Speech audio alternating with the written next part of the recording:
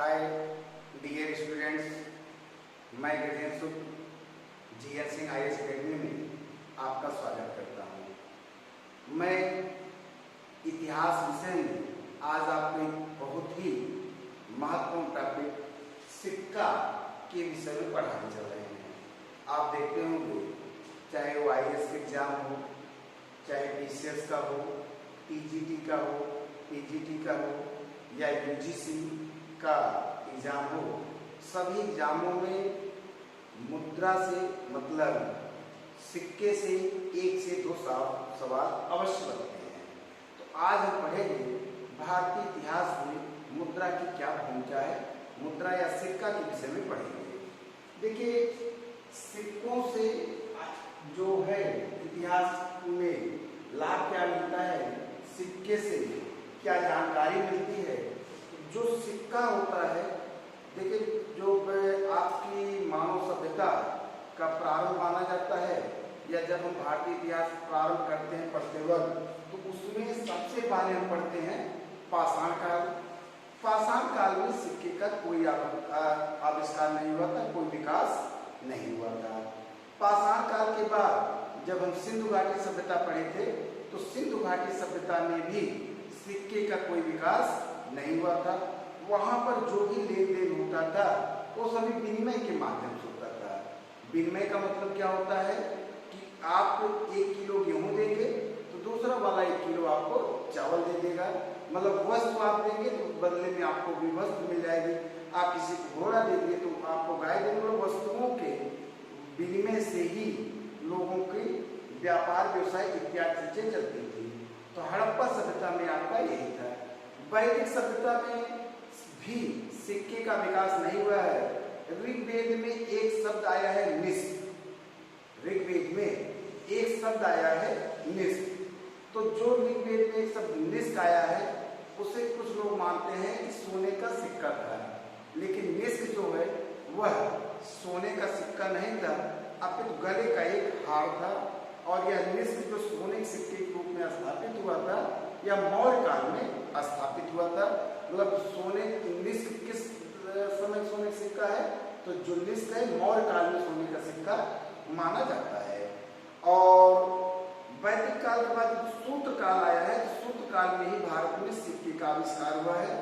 भारत में जो सिक्के का विकास हुआ है, इस सब के विषय में आपका सूत्र काल से हमें जानकारी प्राप्त होती है।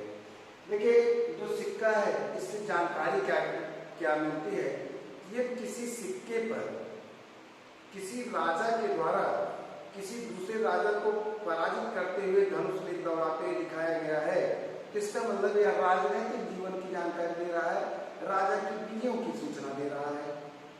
यदि किसी सिक्के पर भगवान शिव का चित्र अंकित है, भगवान बुद्ध का चित्र अंकित है, इससे जो है हमें उनके धर्म के विषय में जानकारी प्राप्त होती है। यदि भारत का सिक्का किसी दूसरे क्षेत्र से बार बार मिल रहा है, इसका मतलब है कि भारत का क्षेत्र विस्तार वहां तक था। एक क्षेत्र विस्तार के विषय में जानकारी मिलती है। यदि किसी के सिक्के पर अश्व बना हुआ है और उस पर अश्वमेध लिखा गया है, इसका मतलब उस राजा ने अश्वमेध यज्ञ किया था। मतलब हमारे जीवन में सिक्के से इतना रोल है कि हमें अपने धर्म के विषय में, अपने समाज के विषय में, अपने क्षेत्र के विषय में, अपनी राजनीति के विषय में तो जानकारी प्राप्त होती है। इसके अलावा आर्थिक क्षेत्र में भी जानकारी प्राप्त होती है। यदि कोई राजा, कोई शासक सोने का ही सिक्का चला दिया, इसका मतलब उसके समय अर्थव्यवस्था बहुत अच्छी थी। किसी के सिक्कों में मिश्रण आ गया, तो मिश्रण आ गया, इसका मतलब उसके समय में व्यापार वाणिज्य व्यवस्था जो है पतन की अवस्था में आ गई थी। तो ढेर सारे सवाल आपका जो है सिक्कों से ही बनता है। अब ढेर सारे सवाल में देखिए, सिक्के से कहाँ कैसे सवाल बनता है। तो सिक्के में तो पहला सवाल आपसे यही पूछा जाता है कि सिक्कों के अध्ययन को क्या कहते हैं। जो सिक्का है इसके अध्ययन को न्यूमिस्मेटिक्स कहते हैं। क्या कहते हैं? सिक्कों के अध्ययन को न्यूमिस्मेटिक्स कहते हैं। सिक्के के अध्ययन को न्यूमिस्मेटिक्स कहते हैं। इसे ही कहा जाता है मुद्रा शास्त्र। इसे क्या कहते हैं? मुद्रा शास्त्र कहते हैं। सिक्के से हमें किस किस विषय में जानकारी प्राप्त होती है, तो अभी हमने देखा कि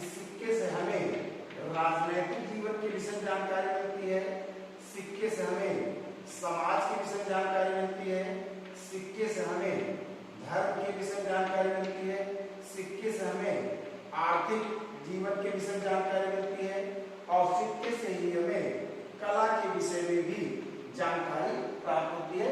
अभी हमने आपको ये सब चीजें बता दिया। तो पहला सवाल पूछा जाता है सिक्कों के अध्ययन को क्या कहते हैं, तो सिक्कों के अध्ययन को न्यूमिस्मेटिक्स कहते हैं। न्यूमिस्मेटिक्स को हिंदी क्या कहा जाता है, मुद्राशास्त्र। सिक्कों से राजनीतिक जीवन के विषय जानकारी प्राप्त होती है, जैसे किसी राजा को कोई पराजित किया उसका सिक्कों को उल्लेख हो जाए, या कहीं पर राजनीतिक वैवाहिक संबंध हो उसका उल्लेख हो जाए तो राजनीतिक के विषय जानकारी मिलती है, समाज के विषय जानकारी मिलती है, धर्म के विषय, आर्थिक जीवन, कला इत्यादि विषय जानकारी हमें सिक्कों से ही प्राप्त होती है। इसके बाद अभी हमने सिक्के बताया कि जो पाषाण काल था, इस पाषाण काल में सिक्के का कोई भी विकास नहीं हुआ था। पाषाण काल के बाद जो आप देखेंगे जो पाषाण काल था, इस पाषाण काल में सिक्के के विषय में कोई भी जानकारी नहीं मिलती है। इस पाषाण काल में सिक्के का आविष्कार नहीं हुआ था। पाषाण काल के बाद जो दूसरा आपका आता है हड़प्पा सभ्यता, जिसे सिंधु घाटी सभ्यता भी कहते हैं, तो इस सिंधु घाटी सभ्यता के विषय में भी सभ्यता का विकास, जो सिंधु घाटी सभ्यता या हड़प्पा सभ्यता है, इस सिंधु घाटी सभ्यता या हड़प्पा सभ्यता में भी सिक्के का विकास नहीं हुआ था। यहाँ पर व्यापार जो है वस्तु विनिमय के माध्यम से होता था। इसके बाद हमने जो अगला पढ़ा है, बताया आपको वैदिक सभ्यता। वैदिक सभ्यता, तो जो वैदिक सभ्यता है, वैदिक सभ्यता में एक शब्द आया है निष्क। निष्क के विषय में हमने बताया कि निष्क को कुछ लोग सोने का सिक्का मानते हैं, लेकिन यह जो है सोने का सिक्का नहीं है बल्कि गले का हार था। अगला जो इतिहास है आपका वह है सूत्रकाल। सूत्रकाल, सूत्रकाल का जो समय है 600 से लेकर 300 ईसा पूर्व है। 300 ईसा पूर्व है। इसी काल में भारत में सिक्के का विकास हुआ है। तो अब हम पढ़ेंगे भारत में जो पहला सिक्का है उसके विषय में अध्ययन करेंगे। तो हम पढ़ रहे हैं भारत में सिक्के का विकास।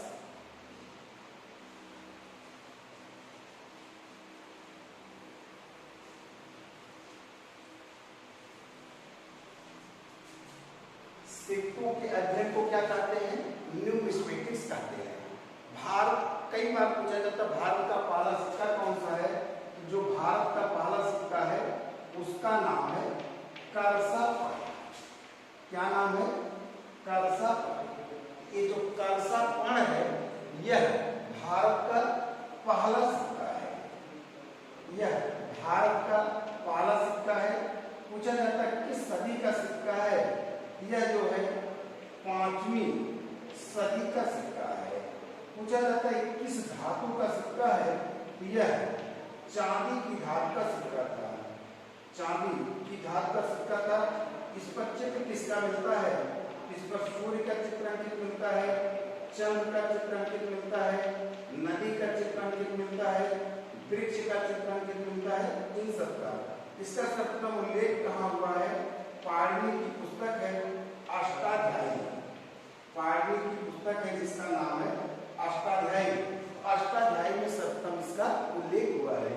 तो भारत का जो पहला सिक्का है उसका नाम क्या है, करसपण। यह भारत का पहला सिक्का था।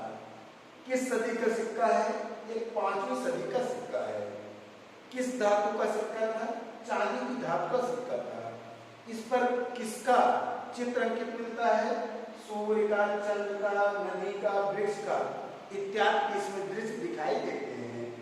करसपण सिक्के का सर्वप्रथम उल्लेख किसने किया है, तो करसपण सिक्के का सर्वप्रथम उल्लेख जो है पाणिनि की पुस्तक अष्टाध्यायी में इसका उल्लेख मिलता है। करसपण को ही पण कहा जाता है। करसपण को क्या कहते हैं, पण कहते हैं। पण को ही आहत सिक्का भी कहा जाता है।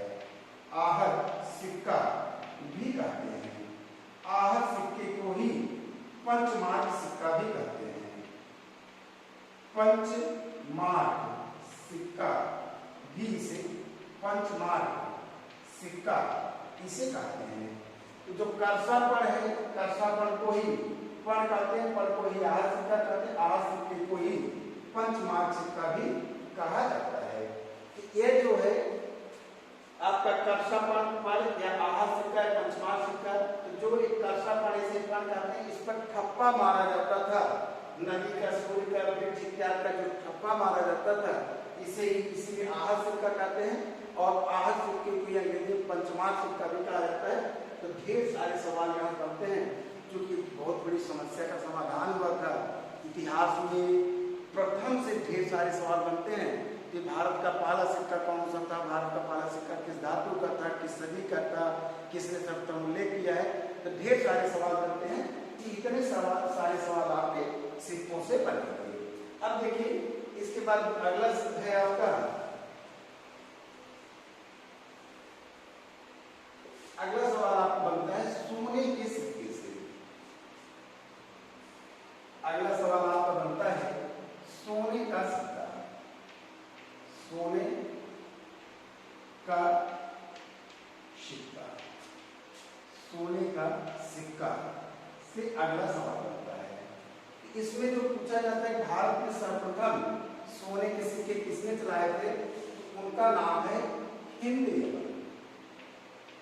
हिंद यवन, हिंद यवन को ही कहा जाता है Indo Greek, Indo Greek, Indo Greek को ही कहा जाता है ग्रीक, ग्रीक को ही कहा जाता है यूनानी। इन्हें क्या कहते हैं, यूनानी। भारत में सोने का सिक्का सर्वप्रथम किसने चलाया था, तो सर्वप्रथम इन्हीं ने ही भारत में सोने का सिक्का चलाया था। भारत में सबसे पहले सोने का सिक्का किसने चलाया था, हिंद यवन शासकों ने। हिंद यवन को इंडो ग्रीक कहते हैं और इंडो ग्रीक को ही ग्रीक कहा जाता है। इंडो ग्रीक या जो ग्रीक हैं, इन्होंने ही भारत में सर्वप्रथम सोने का सिक्का चलाया था। इन शासकों में कौन सा शासक था जिसने सर्वप्रथम सोने का सिक्का चलाया था? हिंद एवं शासकों में जो सर्वप्रथम सोने का सिक्का चलाया था उसका नाम था मिनांडर। क्या नाम था? मिनांडर। तो मिनांडर ने ही सबसे पहले सोने का सिक्का चलाया था और साहित्य में इसका नाम जो है मिलिंद मिलता है। साहित्य में इसे मिलिंद कहा गया है। तो जो मिनांडर था, हिंद यवन मतलब यूनानी विजेता था, इसी ने भारत में सर्वप्रथम सोने का सिक्का चलाया था। ये इसकी उपलब्धि थी। भारत के जो साकल प्रदेश है मतलब पंजाब क्षेत्र का ये जो है शासक था, वहां पर राज करता था, इसी ने भारत में सर्वप्रथम सोने का सिक्का चलाया था। लेकिन इसके पहले कोई नहीं चलाया और इसके बाद भी थोड़ा सा गैप हुआ और इसके गैप के बाद जो सोने का सिक्का चलाए थे उसका नाम है कुषाण राजवंश। कुषाण राजवंश। देखिए कुषाण राजवंश की जो विशेषता है, पूछा जाता है कि सबसे शुद्ध सोने का सिक्का किसने चलाया था? सबसे शुद्ध सोने का सिक्का जो है कुषाण राजवंश के शासकों ने चलाया था। मिनांडर के बाद जो कुषाण वंश के शासक थे उनका नाम था बिम्बकटविसेस। बिम्बकटविसेस। बिम्बकटविसेस। अब देखिए भारत में जो सबसे पहले सोने का सिक्का चलाया था उसका नाम है मिनांडर। और मिनांडर के बाद जो दूसरा शासक था जिसने भारत में सोने का सिक्का चलाया है उसका नाम क्या है? बिम्बकटविसेस। और यह बिम्बकटविसेस किस वंश का है? कुषाण वंश का शासक है। और इन जब चलाया बिम्बकटविसेस के बाद कनिष्क ने चलाया, हुइस्स ने चलाया, तो पूछा जाता है कि भारत में नियमित रूप से सोने का सिक्का किसने चलाया था? तो भारत में नियमित रूप से सोने का सिक्का जो है बिम्बकटविसेस ने चलाया था। कई बार एग्जाम में आपसे ये भी पूछा जाता है कि भारत में सर्वप्रथम सोने का सिक्का किसने चलाया था? ऑप्शन में मिनांडर नहीं रहता है, तब आपको बिम्बकटविसेस ही लगाना पड़ता है, क्योंकि भारत में सोने का सिक्का चलाने वाला जो दूसरा शासक था उसका नाम था बिम्बकटविसेस। यह भारत का दूसरा शासक था जिसने सोने का सिक्का चलाया था। विंटरफिशस की उपलब्धि है, किसने भारत में नियमित रूप से सोने का सिक्का चलाया था। अब देखिए इसके सिक्कों पर जिसका चित्र मिलता है, चित्र में इसके सिक्कों पर शिव का चित्र मिलता है, पार्वती का चित्र मिलता है, शिव, पार्वती, नंदी और त्रिशूल का चित्र अंकित मिलता है। इससे पता चलता है कि यह जो है किस धर्म का पोषक था, या शैव धर्म का पोषक था। इसी वंश का अगला जो शासक है उसका नाम है कुषाण। कुषाण ने ही सबसे शुद्ध सोने का सिक्का चलाया था और इसके सिक्कों पर महात्मा बुद्ध, भगवान महात्मा बुद्ध का चित्र अंकित है। तो इससे पता चलता है कि किस धर्म का पोषक था, बौद्ध धर्म का पोषक था। तो ये सवाल आपसे पूछे जाते हैं, भारत में सर्वप्रथम सोने का सिक्का किसने चलाया था? यूनानियों ने। यूनानी शासकों को सर्वप्रथम किसने चलाया था? मेनांडर ने। नियमित रूप से सोने का सिक्का किसने चलाया था? विंटरफिशस ने। शुद्ध सोने का सिक्का किसने चलाया है? कुषाणों ने। कुषाणों में कौन? कनिष्क ने। और किसके चित्रों पर बुद्ध का चित्र मिलता है? कुषाण शासक कनिष्क के सिक्कों पर जो है, कनिष्क के सिक्कों पर आपने सबसे महात्मा बुद्ध का चित्र अंकित मिलता है। ये आपके सवाल बनते हैं कुषाणों से।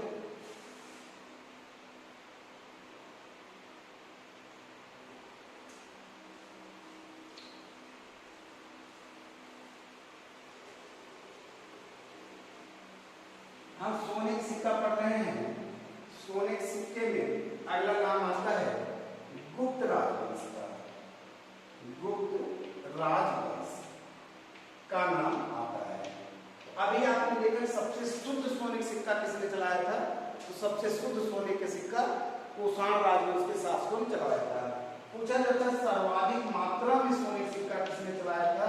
सर्वाधिक मात्रा में सोने का सिक्का जो है इसी ने चलाया था। मतलब गुप्त राजवंश के शासकों ने सर्वाधिक मात्रा में सोने के सिक्के चलाए थे। गुप्त राजवंश का पहला शासक कौन था जिसने सोने का सिक्का चलाया था? उसका नाम है चंद्रगुप्त प्रथम। चंद्रगुप्त प्रथम इस राजवंश का पहला शासक था जिसने सोने का सिक्का चलाया था। इसके सोने के सिक्के को राजा रानी प्रकार का भी सिक्का कहा जाता है।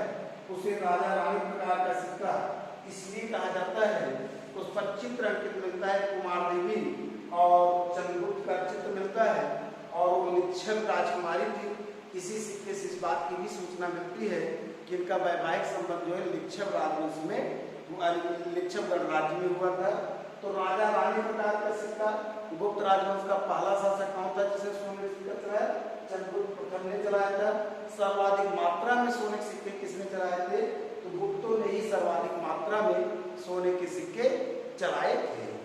और इस वंश में जो अंतिम शासक हैं जिनका नाम है, अंतिम महत्वपूर्ण शासक है उनका नाम अस्कंदगुप्त है। अस्कंदगुप्त। तो अस्कंदगुप्त के सिक्कों में बताया जाता है कि मिलावट अधिक है। तो जो अस्कंदगुप्त के सिक्कों में मिलावट अधिक थी, इसी मिलावट अधिक होने के कारण माना जाता है कि इसके सिक्कों में जो है मिलावट थी। इससे पता चलता है व्यापार वाणिज्य जो है धीरे धीरे इसके समय में औन्नत अवस्था में, पतन अवस्था में थी। तो ये सवाल आपका अस्कंदगुप्त से भी बनता है।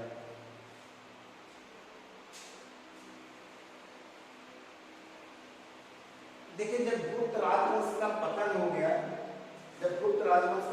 गया, उसके लगभग 300 से लेकर 400 सोने के सिक्का चलाना एक बड़ी बात है। आज भी सोने के सिक्के नहीं चल रहे हैं। तो जब गुप्त राजवंश का पतन हो गया, तो गुप्तों के पतन होने के बाद लगभग 300 से लेकर 400 वर्षों तक किसी ने कोई सोने का सिक्का नहीं चलाया।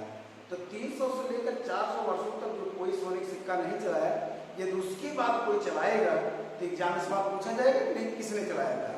तो गुप्तों के बाद जो चलाए थे उनका नाम था कलचुग वंश के शासक थे।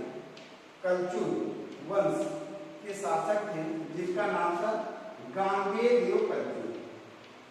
गांगेय देव कलचुग, गांगेय देव कलचुग इन्होंने ही चलाया था।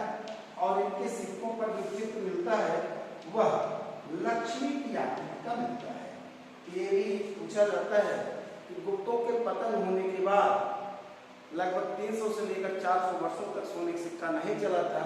तो 300 से लेकर 400 वर्षों तक सोने का सिक्का नहीं मिला था। उसके बाद सोने का सिक्का किसने चलाया था? तो उसके बाद जो सोने का सिक्का चलाए थे तो कल्चुर वंश के शासक थे गांगेय कल्चुर ने चलाया था। और उस पर किसका चित्र अंकित मिलता है? लक्ष्मी की चित्र अंकित मिलता है। ये भी जो है गुप्तों के पतन से आपका गुप्तों के बाद से ये सवाल आपके बनते हैं। अगला आपका है मोहम्मद गोरी से। मोहम्मद गोरी, मोहम्मद गोरी, देखिए मोहम्मद गोरी एक मुस्लिम आक्रमणकारी था। एक मुस्लिम आक्रमणकारी भारत में आया और सोने का सिक्का चलाया और उसके सोने के सिक्कों पर किसी हिंदू देवी देवता का चित्र अंकित हो, किसी हिंदू देवी देवता का चित्र उस पर अंकित हो तो सवाल पूछा जा सकता है। तो जो ये मोहम्मद गोरी था इसने भी भारत में सोने का सिक्का चलाया था और इसके सोने के सिक्कों पर लक्ष्मी की आकृति मिलती है। तो बार बार ये भी आपको पूछा जाता है किस हिंदू शासक के सिक्कों पर लक्ष्मी की आकृति मिलती है और किस मुस्लिम शासक आक्रमणकारी के सिक्कों पर लक्ष्मी की आकृति मिलती है। तो मोहम्मद गोरी के सिक्कों पर जो है सोने के सिक्कों पर लक्ष्मी की आकृति मिलती है।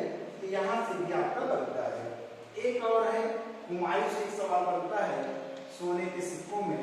हुमायूं से जो सवाल बनता है इसमें जो हुमायूं बनता है जब दिल्ली सल्तनत में सोने का सिक्का चला था, जब दिल्ली सल्तनत का पराभव हो गया, पराभव का मतलब हो गया पतन हो गया, तो दिल्ली सल्तनत के पतन के बाद किसने सोने का सिक्का चलाया था? तो देखिए जो बाबर था वो सोने का सिक्का नहीं चलाया था, बाबर चांदी का सिक्का चलाया था। हुमायूं जो है सोने का सिक्का चलाया था। तो दिल्ली सल्तनत के पराभव के बाद, पतन के बाद जो है यही जो हुमायूं था इसने सोने का सिक्का चलाया था। तो हम पढ़ रहे हैं भारतीय इतिहास में सिक्का, सिक्कों के अध्ययन को क्या कहते हैं? न्यूमिस्मेटिक्स कहते हैं। और इसके न्यूमिस्मेटिक्स को ही क्या कहते हैं? मुद्रा शास्त्र कहते हैं। उसमें सबसे पहले हमने पढ़ा सोने का सिक्का। भारत में सबसे पहले सोने का सिक्का किसने चलाया था? हिंद एवं शासकों ने। हिंद एवं शासकों को किसने चलाया था? मिनांडर ने, मिनांडर ने चलाया था। भारत में नियमित रूप से सोने का सिक्का किसने चलाया है? बीमकर्टिसस ने। भारत सबसे शुद्ध सोने का सिक्का किसने चलाया है? कुषाणों ने। कुषाणों में भी किसने? कनिष्क ने। कनिष्क के सिक्कों पर किसकी आकृति मिलती है? महात्मा बुद्ध की आकृति मिलती है। सर्वाधिक मात्रा में सोने का सिक्का किसने चलाया है? गुप्त राजवंश ने। गुप्त राजवंश का कौन सा शासक था जिसने सर्वप्रथम सोने का सिक्का चलाया? चंद्रगुप्त प्रथम ने। और गुप्त राजवंश के किस शासक के सोने के सिक्कों में मिलावट है जिससे पता चलता व्यापार वाणिज्य का मत हुआ था? अस्कंदगुप्त का नाम आता है। गुप्तों के पतन के बाद किसने सोने का सिक्का चलाया था? कल्चुर वंश के शासक थे गंगेय कल्चुर के सिक्कों पर लक्ष्मी की आकृति मिलती है। कौन सा मुस्लिम आक्रमणकारी है जिसके सिक्कों पर सोने जिसके सिक्कों पर लक्ष्मी की आकृति मिलती है? मोहम्मद गोरी था। जब दिल्ली सल्तनत का पतन हो गया तो पतन होने के बाद किसने सोने का सिक्का चलाया था? तो पतन के बाद दिल्ली सल्तनत के हुमायूं ने चलाया था। बाबर सोने का सिक्का नहीं चलाया था। अब हम पढ़ेंगे चांदी के सिक्कों के विषय में।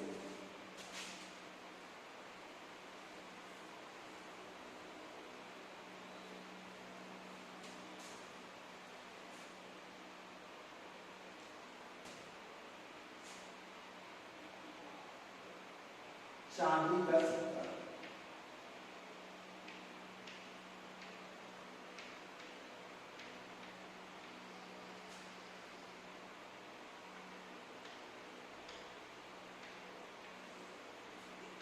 अभी आप जो पहला सिक्का भारत पढ़े करसापन, करसापन, तो ये जो करसापन सिक्का पढ़े हैं ये चांदी की ही धातु का था।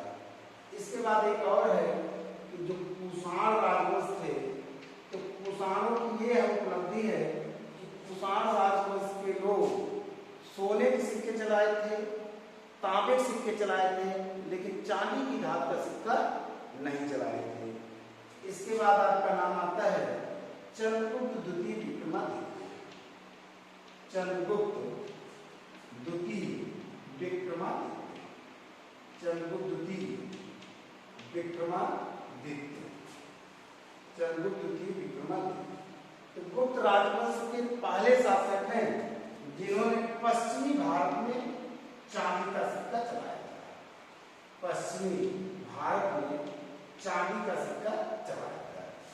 इसके बाद नाम आता है कुमारगुप्त प्रथम। कुमारगुप्त प्रथम, कुमारगुप्त प्रथम। इनकी उपलब्धि ये जो है मध्य भारत में सर्वप्रथम चांदी का सिक्का चलाए थे और वह चांदी का सिक्का मयूर शैली का था। इसके बाद है महमूद लोदी, महमूद गजनवी, महमूद गजनवी, महमूद गजनवी। तो देखिए जो इसमें पढ़ रहे चांदी सिक्का, तो जो परसराम था यह चांदी का ही सिक्का था, जिसे पड़ा सिक्का पंचमार सिक्का कहते हैं। मुसान राजवंश के लोग सोने के सिक्के चलाए थे, तांबे के सिक्के चलाए थे, लेकिन चांदी की धातु का सिक्का नहीं चलाए थे। चंद्रगुप्त द्वितीय विक्रमादित्य गुप्त राज्य के राजकाल को प्राचीन भारत का स्वर्णकाल कहा जाता है। इन्होंने अपनी पुत्री प्रभावती गुप्ता का विवाह वाकाटक राजवंश के शासक रुद्रसेन द्वितीय के साथ किए थे और उन्हीं वाकाटकों के सहयोग से इन्होंने पश्चिमोत्तर क्षेत्र में शकों को पराजित किया और शकों के क्षेत्र को अपने क्षेत्र में मिला लिया था। शकों की विजय की उपलब्धि के कारण ही इन्होंने विक्रमादित्य की उपाधि धारण किया और पश्चिमोत्तर क्षेत्र में चांदी का सिक्का चलाए थे। तो पश्चिमोत्तर भारत में चांदी का सिक्का चलाने वाले एक गुप्त राजवंश के पहले शासक थे। मध्य भारत में कुमारगुप्त प्रथम जो है चलाए थे सर्वप्रथम चांदी के सिक्के, अपने राजवंश के पहले शासक थे जो मध्य भारत में चांदी का सिक्का चलाए थे। महमूद गजनवी का नाम सुने होंगे, यह जो है भारत पर 17 बार आक्रमण किया था। महमूद गजनवी के जो चांदी के सिक्के हैं उस पर संस्कृत भाषा में लिखा होता है। अब देखिए ये किसी भी पुस्तक कोई भारतीय शास्त्र मुस्लिम शासक हो उसके सिक्कों पर संस्कृत में लेख मिले तो परीक्षा प्रयोगी होता है। बार बार पूछा जाता है किस मुस्लिम आक्रमणकारी के सिक्कों पर संस्कृत भाषा में लेख मिलता है, उस मुस्लिम आक्रमणकारी का नाम है महमूद गजनवी। महमूद गजनवी के चांदी के सिक्कों पर संस्कृत भाषा में लेख मिलता है। ये आपके चांदी के सिक्के से इतना सवाल जो है बनता है।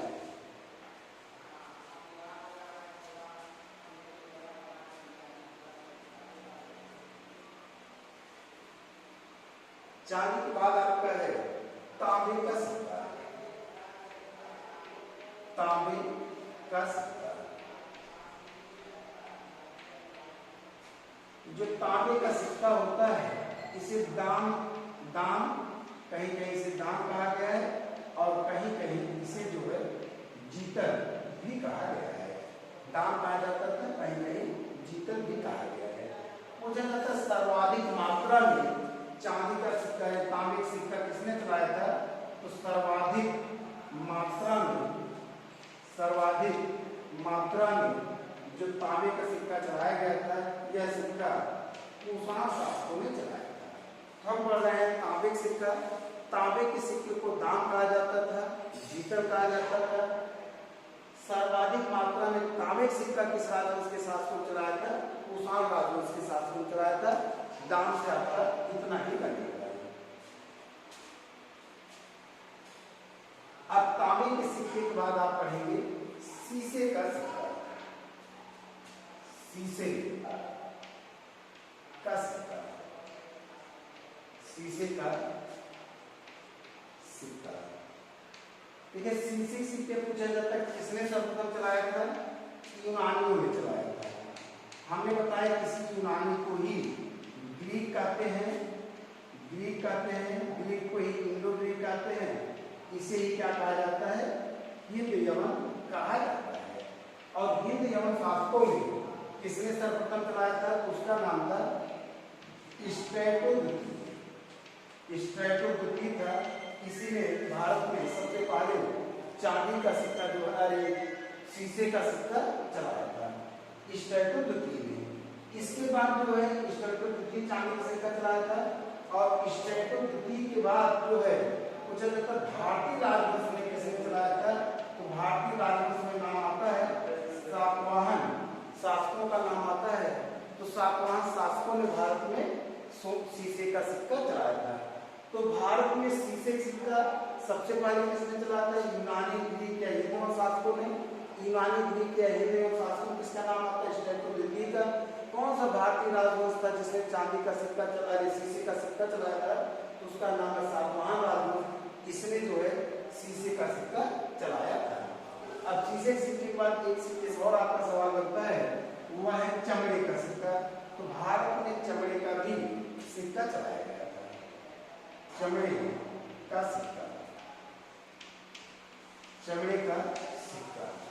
जो चमड़े का सिक्का है, पूछा जाता है कि भारत में चमड़े के सिक्का सर्वप्रथम किसने चलाया था? तो चमड़े सिक्का जो सर्वप्रथम चलाए थे उनका नाम है निजाम भिस्ती। निजाम भिस्ती। इसने भारत में भिस्ती, इसी ने भारत में चमड़े का सिक्का। देखिए, जब हुमायूं जो है चौसा के युद्ध में पराजित होकर अपने घोड़े से गंगा नदी में कूद गया था, निजाम भिस्ती था, इसी ने हुमायूं की जान बचाई थी। हुमायूं ने उसी समय कहा था कि मैं दोबारा हिंदुस्तान का शासक बना, हिंदुस्तान का सम्राट बना, राजा बना, तो मैं एक दिन के लिए आपको भारत का बादशाह बनाऊंगा, शासक बनाऊंगा। तो जब हुमायूं शासक बना था तो निजाम भिस्ती उसके पास गया था और एक दिन के लिए हुमायूं ने निजाम भिस्ती को भारत का शासक बनाया। तो इसका व्यवसाय चमड़े का ही था, इसने उसे एक दिन के शासन में चमड़े का सिक्का चलाया था। तो पूछा जाता है एग्जाम में बार बार कि कौन सा भारतीय शासक था जिसने चमड़े सिक्का चलाया था? तो उसका नाम है निजाम भिस्ती। तो हम पढ़े चमड़े का सिक्का, शीशे का सिक्का, तांबे का सिक्का, चांदी का सिक्का और सोने के सिक्के क्रमागत पढ़ चुके हैं। इससे ढेर सारे सवाल आपके बनते हैं। अब इसके बाद कुछ अन्य तथ्य हैं, इसके बाद आते हैं कुछ अन्य तथ्य। सिक्कों के विषय में आप पढ़ेंगे अन्य तथ्य। अन्य तथ्य में पहला नाम आता है अलाउद्दीन मसूद शाह। अलाउद्दीन मसूद शाह, अलाउद्दीन मसूद शाह। पीसीएस 2012 में पूछा गया है कि किसके सिक्कों पर बगदाद के अंतिम खलीफा का नाम अंकित मिलता है? अलाउद्दीन मसूद शाह के सिक्कों पर बगदाद के अंतिम खलीफा, बगदाद के अंतिम खलीफा, बगदाद के अंतिम खलीफा, अंतिम खलीफा अल मुस्तसिम, अल मुस्तसिम का चित्र अंकित मिलता है। तो अलाउद्दीन मसूद शाह की उपलब्धि ये है कि दिल्ली सल्तनत के शासक थे, इन्हीं के सिक्कों पर बगदाद के अंतिम खलीफा अल मुस्तसिम का चित्र जो है अंकित मिलता है। इसके बाद जो आपका दूसरा नाम आता है, दूसरा नाम है इल्तुतमिश का। दूसरा नाम आपका आता है इल्तुतमिश का। इल्तुतमिश का नाम आता है। जो इल्तुतमिश है, इल्तुतमिश एक दिल्ली सल्तनत के वास्तविक संस्थापक माने जाते हैं। तो इन्होंने टंका एवं जीतर नामक सिक्का चलाया था। टंका और जीतर नामक सिक्का चलाया था। टंका जो है यह चांदी की धात का सिक्का था, चांदी की धात का सिक्का था, और जीतर जो है यह तांबे की धातु का सिक्का था। ये इस पर जो है शुद्ध अरबी भाषा में लेख मिलता है, शुद्ध अरबी भाषा में लेख मिलता है, और इस पर जो है खलीफा का नाम मिलता है अल मुंसिफ बिल्लाह, खलीफा का भी नाम अंकित मिलता है। तो पूछा जाता है दिल्ली सल्तनत का कौन सा शासक था जैसे टंका एवं जीतर नामक सिक्का चलाया था? इल्तुतमिश ने चलाया था, और इस पर शुद्ध अरबी भाषा में लेख लिखवाया था, अपने को महान सम्राट कहा था, और इस पर जो है खलीफा बगदाद के खलीफा अल मुंसिफ बिल्लाह का भी नाम अंकित मिलता था। टंका जो है चांदी की धात का सिक्का होता था, और जीतर जो है तांबे की धात का सिक्का होता था। टंका जो है 175 ग्राम के बराबर होता था। अब इल्तुतमिश के बाद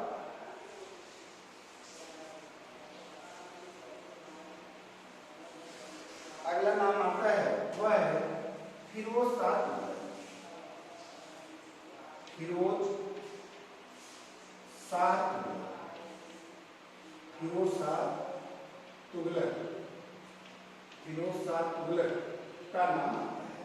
तो जो फिरोज शाह तुगलक इसकी यह उपलब्धि है, यह जो है ससगनी नामक सिक्का चलाया था, ससगनी नामक सिक्का चलाया था। और जो ससगनी नामक सिक्का होता था 6 जीतन के बराबर होता था। ये जो है फिरोज शाह तुगलक की उपलब्धि है, इसने ससगनी नामक सिक्का चलाया था जो 6 जीतन के बराबर होता है। इसके अलावा इसने आधा और बीट नामक सिक्का भी चलाया था, आधा और बीट नामक सिक्का भी चलाया था। एक फिरोज शाह तुगलक की उपलब्धि मानी जाती है।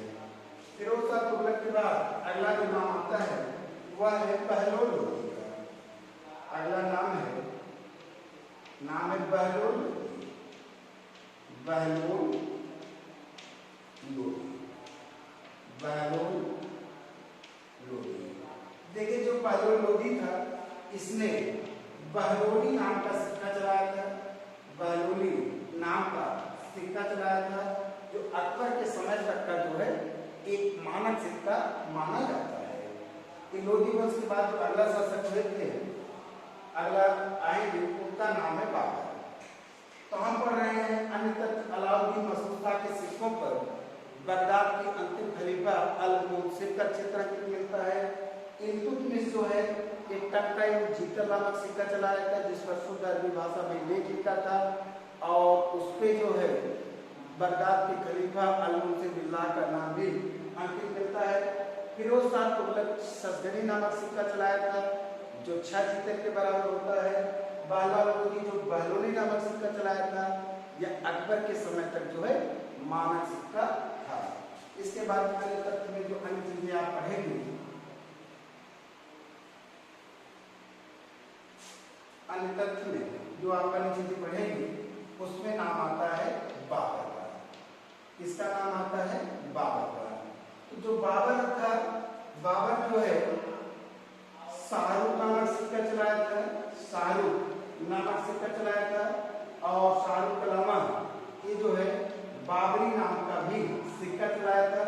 ये दोनों सिक्के चांदी की धात पे थे। शाहरुख नाम का जो सिक्का चलाया था यह काबुल क्षेत्र में चलाया था और बाबरी नाम का जो सिक्का चलाया था यह कंधार में चलाया था। ये जो है बाबर से पूछा जाता है शाहरुख नाम का सिक्का किसने चलाया था? बाबर ने चलाया था। किस धातु का था? चांदी की था। कहाँ पर चलाया था? काबुल क्षेत्र में। बाबरी नामक सिक्का किसने चलाया था? बाबर ने चलाया था। किस धातु का था? चांदी का था। किस क्षेत्र में चलाया था? कंधार क्षेत्र में चलाया था। बाबर के बाद अगला नाम आता है हुमायूं का। हुमायूं जो है यह हमने बताया कि जब दिल्ली सल्तनत का पराभव हो गया था, पतन हो गया, उसके बाद सोने का सिक्का जो चलाया है उसका नाम है हुमायूं ने ही उसके बाद सोने का सिक्का चलाया था। हुमायूं के बाद जो अगला नाम आता है वह है शेर शाह सूरी। अगला नाम है शेर शाह सूरी। तो शेर शाह सूरी जो है यह सोने का भी सिक्का चलाया था, सोने का सिक्का चलाया था। सोना के अलावा यह जो है चांदी का सिक्का चलाया था, चांदी का सिक्का चलाया था। और चांदी के अलावा ये जो है तांबे का भी सिक्का चलाया था। इसके सोने के सिक्के को अशरफ कहते हैं। क्या कहते थे? अशरफ कहते थे। इसके चांदी के सिक्के को रुपया कहते थे और इसका जो तांबे का सिक्का होता था इसे दान कहा जाता है। एग्जाम में पूछा जाता है रुपया नामक सिक्का किसने चलाया था? तो शेर शाह सूरी ने ही रुपया नामक सिक्का चलाया था। और यह रुपया नामक सिक्के के विषय में इतिहासकार B.A. स्मिथ ने अपनी पुस्तक अर्ली हिस्ट्री ऑफ इंडिया में कहा है कि यही जो रुपया नामक सिक्का था ब्रिटिश कालीन अर्थव्यवस्था का एक मानक सिक्का था। और तांबे और चांदी के सिक्के का चांदी और तांबे के सिक्के का अनुपात क्या होता था? ये भी कई बार पूछा गया। 1:64 का अनुपात होता था। तो ये सवाल आपके शेर शाह सूरी से पूछे जाते हैं। शेर शाह सूरी सोने, चांदी और तांबे तीनों धातुओं के सिक्के चलाए थे। इसके सोने के सिक्के को अशरफ, चांदी के सिक्के को रुपया और तांबे के सिक्के को दाम कहा जाता था। चांदी और तांबे का अनुपात क्या होता था? 1:64 होता था। और इसका जो रुपया नामक सिक्का था यह ब्रिटिश कालीन अर्थव्यवस्था का मानक सिक्का था। किसने कहा है? इतिहासकार B.A. स्मिथ ने कहा है। शेर शाह के बाद अगला नाम आता है मुगल सम्राट अकबर का। मुगल सम्राट अकबर का नाम आता है। अकबर, देखिए अकबर के लिए पूछा जाता है कि कौन से शासक थे। अकबर का जो सिक्का मिला है, इसके सिक्कों पर राम और सीता का चित्र मिलता है। राम और सीता का चित्र मिलता है और दूसरी तरफ जो है देवनागरी लिपि में सीताराम लिखा गया है। और इसके अलावा असीमगढ़ की विजय के बाद इसने अपने सिक्कों पर बाज का चित्र अंकित करवाया था। बाज का चित्र अंकित करवाया था। अकबर जो है, अकबर के सिक्कों पर जो है राम और सीता का चित्र अंकित मिलता है। जब इसने असीमगढ़ की विजय किया था, इसके सिक्कों पर जो है बाज का चित्र अंकित मिलता है।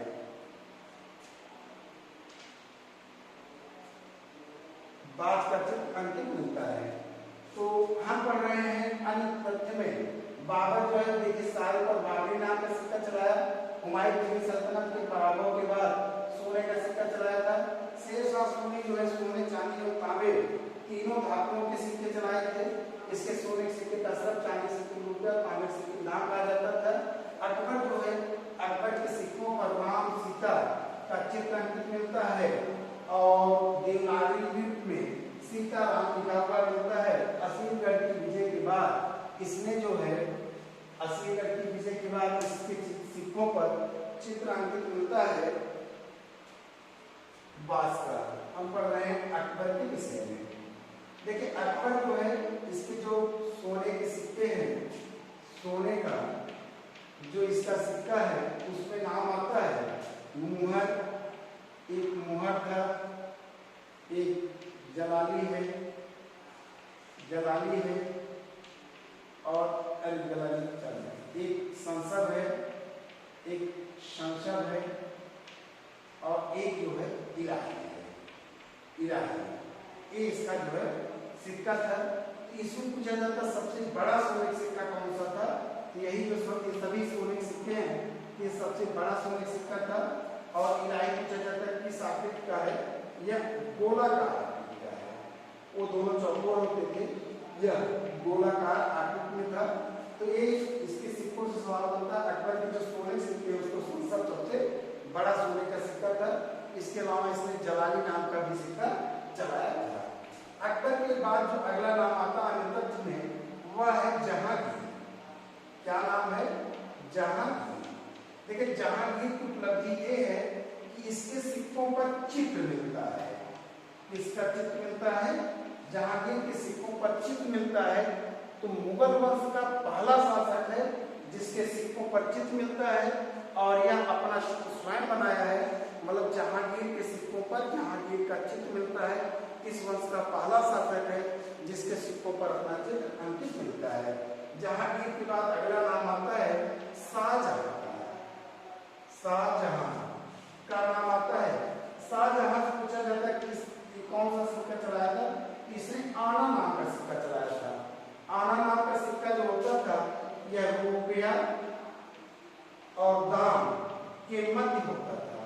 और जो आना होता था, इसमें 1 रुपया बराबर होता है, 1 रुपया बराबर 16 आना। ये आना नामक सिक्का किसने चलाया था? शाहजहां ने चलाया था। अगला नाम है औरंगजेब का। औरंगजेब का नाम आता है। देखिए औरंगजेब जो है, जो जितने भी शासक देख रहे हैं इस्लाम धर्म के, उनके सिक्कों पर कलमा लिखा था। इस सिक्कों पर इसने कलमा लिखवाना बंद कर दिया था। इसने जो है एक दिरहम नाम का सिक्का चलाया था। किस नाम से चलाया था? दिरहम नाम से इसने सिक्का चलाया था। और इसी के समय में मुगल वंश में सर्वाधिक सिक्के ढाले गए थे। ये इसकी उपलब्धि है, इसी के समय में सर्वाधिक सिक्के ढाले गए थे। तो जो अकबर पढ़ रहे हैं सिक्के अन्य तथ्य के विषय में, आपका अन्य तथ्य इतना ही है। जितना आपको सिक्के के विषय बताया गया है बहुत ही रोचक है, महत्वपूर्ण है और आपके लिए उपयोगी है। आपके समझ में है तो आप हमारे आज के विषय पता करिए कैसे एडमिशन लेना है, क्या करना है। आप चाहे टीजीटी में एडमिशन ले सकते हैं, पीजीटी में एडमिशन ले सकते हैं, यूजीसी नेट के लिए तैयारी कर सकते हैं, या हायर एजुकेशन शिक्षा लाइन में आपको जाना है तो आप उसके लिए भी पढ़ सकते हैं। आपको पढ़ाएंगे, PDF में आपको नोट्स दिया जाएगा। इसके अलावा जो है प्रत्येक चैप्टर वाइज आपको 100 क्वेश्चन जो है हम साल भी करवाएंगे। तो आपके लिए परीक्षा पूरी रहेगा। आप मेहनत से पढ़िए, लिखिए और आपको ढेर सारी शुभकामना भी रहेगी। ठीक है, ओके।